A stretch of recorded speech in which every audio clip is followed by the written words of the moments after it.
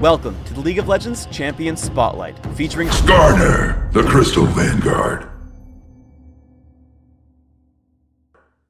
Skarner is a melee fighter who excels not only at dealing damage, but also controlling the battlefield. Utilizing basic attacks in addition to his abilities, Skarner is a true hybrid fighter. Skarner's passive is Energize. His basic attacks reduce the cooldowns of all his abilities. His cooldowns are reduced further if he attacks a champion. Crystal Slash damages all nearby enemies. If Crystal Slash has damaged an enemy recently, it will deal bonus damage and also slow enemies it hits. Crystalline Exoskeleton gives Skarner bonus movement and attack speed in addition to a damage blocking shield for a few seconds. If the shield breaks or times out, the speed buffs end. Fracture damages all enemies in a line and tags them with a mark. If Skarner then damages a marked target, he consumes the mark to heal himself. This heal is worth the most on the first mark consumed, and gradually less as you consume more of them. Skarner's ultimate is Impale. Skarner damages and suppresses target enemy champion. Skarner may then drag him around for a short time, dealing further damage when the effect ends. I play Skarner as a jungler. Have a teammate pull the Ancient Golem and take it down with Crystal Slash and Smite. Clear the rest of the jungle, taking Crystalline Exoskeleton at level 2, another point in Crystal Slash at level 3, and Fracture at level 4. After your initial jungle pattern, grab Boots of Speed and a Sight Ward, and then look for a gank. I find Xin Zhao and flank behind him. Morgana reacts to my aggression, and with a slow from Crystal Slash, lands a Dark Binding. Unfortunately, I underestimated Xin Zhao's health, so instead of taking the kill right away, we end up both dying to the turret. However, as with all First Blood gains, it was worth it. Skarner is a natural ganker, so always look for available enemies. I pick up a longsword and find Nidalee overextended in mid. I push in with Pantheon, forcing her to escape with Flash and Ghost. I simply loop back around, taking her down with Pantheon's help. I close in with Crystalline Exoskeleton, taking her down with Crystal Slash, Fracture, and my basic attacks. My attacks actually refresh Crystalline Exoskeleton in time to block some turret damage, but unfortunately I still die. Ultimately, because we trade kills and I also got an assist, it was still worth it. When you want to dive an enemy champion at his turret, always try to push out your minion wave. I shove my minions to the turret as Morgana sets up to gank Xin Zhao. Alistar joins in, so instead of pushing in for the kill, I retreat and let our minions tank the turret again. In chasing Alistar away from the turret, I attempt to slow him with Crystal Slash, and end up tagging him with my Lizard buff. I don't want to let Alistar juke into another brush, so I impale and pull him back towards my side of the map. Xin Zhao makes the mistake of actually trying to defend his turret. Since it's this low, I take it down with the attack speed from Crystalline Exoskeleton, and then start to kill Xin Zhao with Crystal Slash. I stick onto him using all my abilities. Fracture damages and keeps me healthy, Crystal Slash slows him down, and Crystalline Exoskeleton keeps me in range for further attacks and lower cooldowns thanks to Energize. We'd have killed Nidalee as well, but she escapes with Ghost and Flash.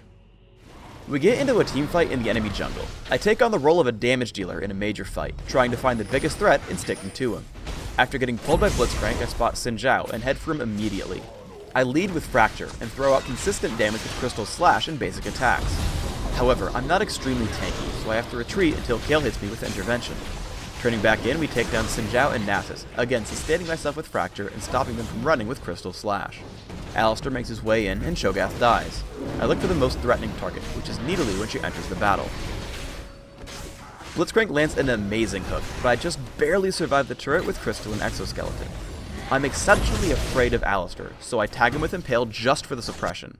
Seeing Morgana above me, I know she will lead her Dark Binding as though I ran and Alistar chased me, so I keep running along my escape path and she lands it, picking up the kill. With no team left, Blitzcrank is an easy kill underneath his turret, and we pick up an ace. Here Nasus is simply farming without any of us on the map. Once he sees me, he turns around, but Flash, Crystalline Exoskeleton, and Trinity Force allow me to catch him. I drag him back to my team with Impale, where he gets hit by a Dark Binding. Because of Crystal Slash, his escape is hopeless, so he accepts his fate and deals as much damage as he can before dying. In the last teamfight, we camp the brush waiting for them. After Morgana gets pulled by Blitzcrank, we charge forward. Immediately I try to stick to Xin Zhao, who's the most threatening target on this side of the fight. As he targets Kale, I pull him away with Impale, taking him down with Crystal Slash. I turn to Nasus, who drops immediately, and then to Alistar after his ultimate ends. As Blitzcrank tries to run, I flash over the wall and slow him with Crystal Slash, allowing us to pick up the kill quite easily. For runes, I take flat damage marks, flat armor seals, magic resist per level glyphs, and flat damage quintessences. This setup allows me a fast and safe jungle run, with defensive stats that keep me durable throughout the game. My Masteries are 1-18-11, making sure to take all physical damage reduction masteries in defense, and neutral buff duration in utility. I also pick up Smite and Flash for jungle speed and ganking potential. I max Crystal Slash right away for the most damage output and slow. Afterwards, I max Crystalline Skeleton, which allows me to catch up and destroy targets. Also, because the buff ends when the shield breaks, I need to make my shield durable. I take a single point in Fracture at level 4, and max it last. I open with a Cloth Armor and 5 health potions. Regal's Lantern and Mercury Trides are my first mid-game items. My 2 core items are Trinity Force and Riley's Crystal Scepter. These items give me a great mix of damage, durability, and chasing power. My final items are another mix of damage, durability, and utility. Depending on your needs, you might want to grab Sunfire Cape, Force of Nature, or Hextech Gunblade. Thanks for tuning into the Skarner Champion Spotlight. Please subscribe to the Riot Games YouTube channel up top, and leave us your thoughts in the comments below.